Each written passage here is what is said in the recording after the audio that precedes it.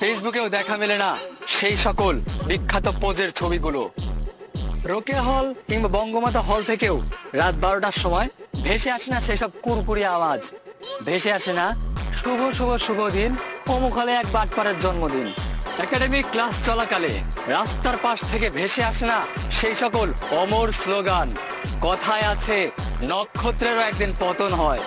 হলের ক্যান্টিন কিংবা ডাইনিং এর মামাদের মনে ফিরেছে স্বস্তির শ্বাস, কারণ বাকি দিয়ে প্রতারিত হতে হবে না কোনো অভিভাবকগণদের কাছে। রাজশাহী বিশ্ববিদ্যালয় পরিবার ফেসবুক গ্রুপ থেকেও আসে না কোনো ভুল বোঝাবুঝির পোস্ট। এগুলো কি পরিবর্তন না? রুমে রুমে কর্মসূচির নামে দেখা যায় না আর উল্টাপাল্টা সিট দখল।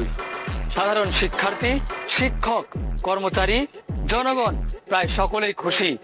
গুটি কয়েক কিছু মানুষ এসে বলবে, এমন স্বাধীনতাই কি আমরা চেয়েছিলাম? এমন বিশ্ববিদ্যালয় কি আমরা চেয়েছিলাম?